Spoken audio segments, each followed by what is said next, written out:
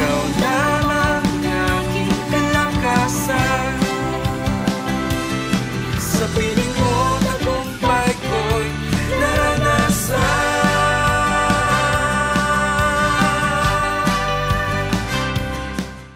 Magandang pinagpalang araw po sa bawat isa.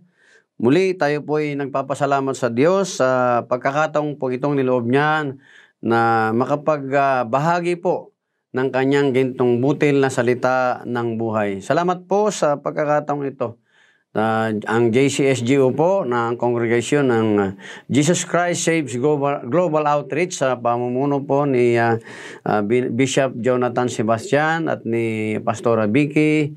Tayo po ay nagkaroon ng ganito pong programa. Salamat po sa Diyos, siyempre sa tulong po ng Panginoon at sa lahat po ng mga kasama kong kapastoran na patuloy niyo pong pinakikinggan at pinanonood. Tayo po muna po ay magpasalamat sa Diyos. Panginoon, salamat po sa umagang ito, sa iyong kabutihan, Ama, na kami po ay niloob ninyo muli sa inyo pong hapagkainan. Kami po ay magsalo-salo at makabahagi ng kalakasan na nagmumula sa iyo, banal na Espiritu. Mangusap po kayo sa aming puso, sa aming isipan. Pagkalooban po niyo kami ng karunungan na nagmumula nga po sa inyo, banal na Espiritu Santo, upang kami po ay patuloy na makapamuhay ng may kagalakan at kapayapaan sa aming pang-araw-araw na buhay.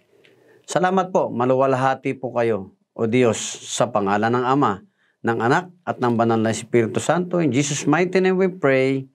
Amen. Amen. So, magandang araw nga po sapagkat tayo'y pinagkalooban ng napakagandang mensahe ng Panginoon sa araw na ito.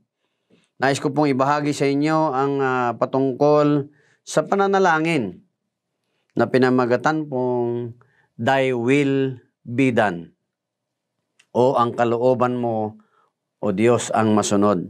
Sabi po sa aklat ng Mateo, chapter 6, sabi po ron sa verse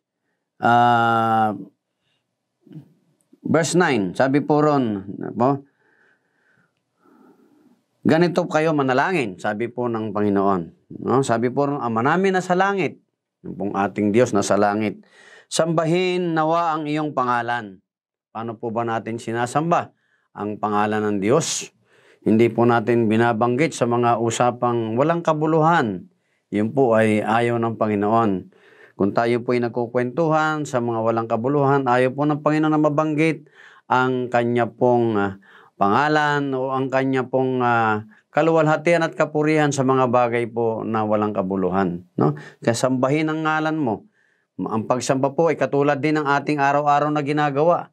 Kung ito po'y tama at nakatuon ang ating puso't isipan sa Panginoon, ito po'y isang uri ng pagsamba. Ano man ang ating ginagawa at basta't naayon sa kalooban ng Panginoon, ito po'y isang uri ng buhay natin na pagsamba sa Diyos. Amen. Sabi po sa verse 10, dumating nawa ang iyong kaharian, masunod nawa, ito po yung ating pinakasusi, masunod nawa ang iyong kalooban dito sa lupa tulad ng sa langit. Thy will be done on earth as it is in heaven. Ano po ba ang kalooban ng Diyos?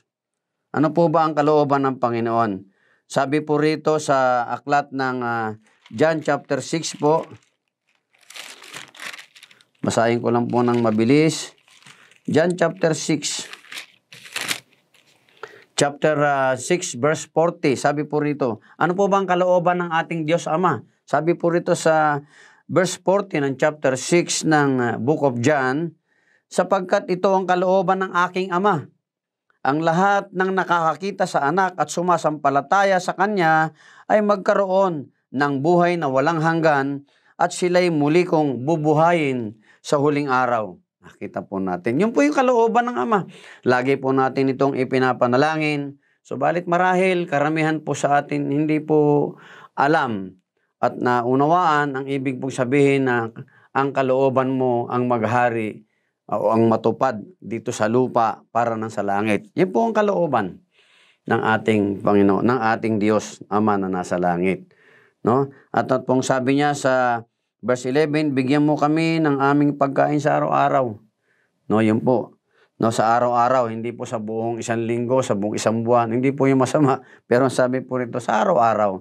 Kasi sapat po, hindi natin alam kung ano mangyayari sa kinabukasan. Kaya po, ang kalooban ng Diyos, yun lang pong sa araw-araw.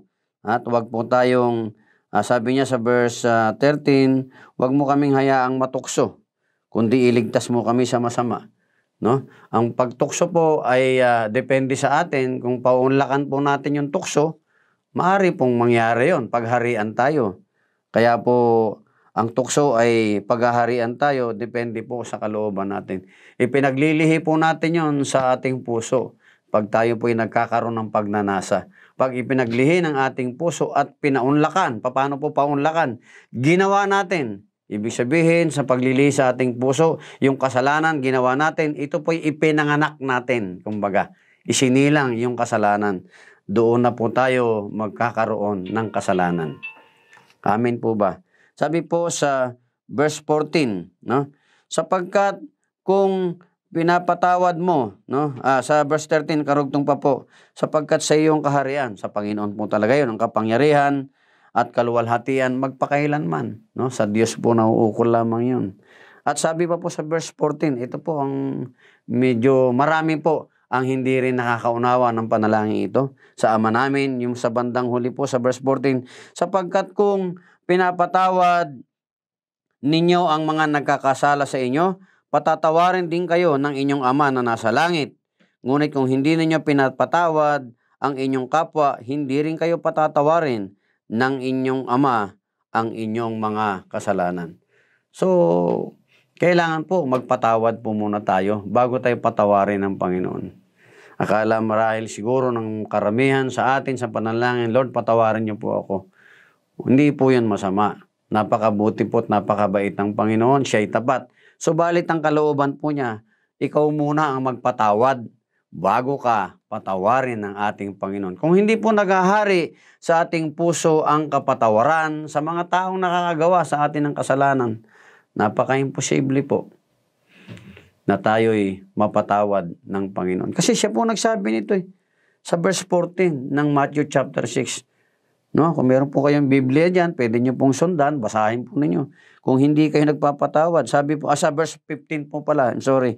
No? Sa verse 15 po, Matthew chapter 6 verse 15, ngunit kung hindi ninyo pinapatawad ang inyong kapwa, hindi rin kayo patatawarin ng inyong Ama ang inyong mga kasalanan. So, maliwanag po yan.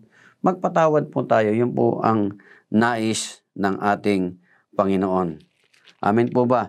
Kaya po yung kalooban po ng Ama sa langit na tayo po ay sabi niya sa huli sa verse 40 at sila'y muli kong bubuhayin. Paano naman po mangyayari yung pagbubuhay sa atin ng Panginoon? Muli po tayong bubuhayin. Sabi po sa John chapter 11 verse 52, sabi po ron, sa isang isang sandali, sa isang kisap mata, kasabay ng huling tunog ng trompeta, pagtunog ng trompeta, ang mga patay ay muling bubuhayin at di na mamamatay. Babaguhin tayong lahat. At sabi pa po niya ron sa John chapter 1 verse 12, subalit ang lahat ng tumanggap at nanampalataya sa Kanya ay binigyan niya ng karapatang maging anak ng Diyos. Para po maghari sa atin yung pagbabagong buhay, buhayin tayo pagdating ng sa huling panahon.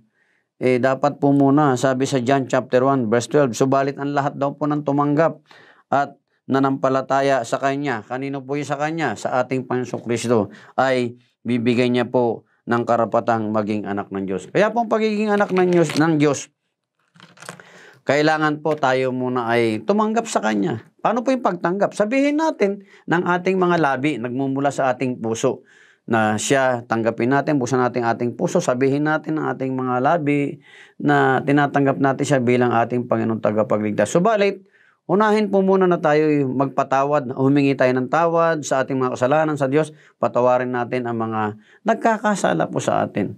At sa paglapit natin sa Diyos, diringgin niya ang ating mga panalangin. Minsan, madalas po nangyayari sa pananalangin kaya hindi natin naririnig o hindi naririnig ng Panginoon. Nagsisilbing hadlang po o takip, no? Parang lead. yung pong ating mga nagagawang kasalanan. Nagigrieve po natin ang Holy Spirit. Kaya po sabi ng Panginoon, ang kalooban ng Ama, kilalanin, tanggapin natin ang ating Panginoong Kristo, kilalanin siya bilang ating Panginoon tagapagligtas. Yun po yung kalooban ng Ama. At ano man daw po ang hilingin natin, sabi sa John chapter 15, no? Sabi niya po, no, sa John chapter 15 verse 5, ako ang puno ng ubas at kayo ang mga sanga, ang nananatili sa akin at ako sa kanya, ang siya magbubunga ng sagana, sapagkat wala kayong magagawa kung kayo hiwalay sa akin. Kung tayo po ay nakipag-isa sa ating Panginoong Kristo, tayo po ay katulad ng mga sanga na inuugpong sa puno. Siya po ang tunay na puno, ang ating Panginoon. Ibig sabihin ng puno, the source of life. Siya yung pinagmumulan ng buhay. Kaya po tayo bilang mga sanga na kumilala sa Kanya, dadaluyan lamang po tayo ng buhay kung tayo uugpong doon po sa puno na pinagmumulan ng buhay na walang dilit iba kundi ang ating Panginoon. Mararanasan lamang po natin ito kung kikilalanin natin ang ating Panginoon Diyos bilang ating Panginoon tagapagligtas ayon sa kalooban ng Ama. Amen po ba? So maraming salamat po. Nawa ay sa ating mga napag-aralan, marami po kayong natutuhan. Huwag po kayong bibitiw sa programang ito. Araw-araw po. Alas 6 ng umaga, alas 12 ng tanghali, at alas 6 po ng hapon. Meron po ito. Araw-araw po na sa inyo pong hapagkainan ng programang ito ay makakadinig po kayo ng espiritual na kalakasan upang ma-develop po yung ating espiritual na katauhan. Kung tayo po ay nag-exercise physically, meron din po tayong exercise spiritually upang malusog ang ating buhay espiritual. At hindi po tayo mawawalan ng pag-asa araw-araw. Marami po sa tao ay nawawalan ng pag-asa dahil malayo ang kanilang kaisipan at ang kalooban sa Diyos. Kilala nila ang Diyos sa pangalan lamang. Ngunit ang kakayahan, kapangyarihan at kalooban ng Diyos hindi po nila alam dahil ang paghahari ng banal na Espiritu Santo ay wala nga po sa kanilang buhay. Amin po ba? Sige po, sa patuloy niyo pong pakikinig at pagpanonood, matututuhan po ninyo ito araw-araw dito po sa araw-araw na pagpapala. At salamat sa Diyos at ngayon nga po may mga natutuhan tayo. Salamat po. Tayo po ay manalangin.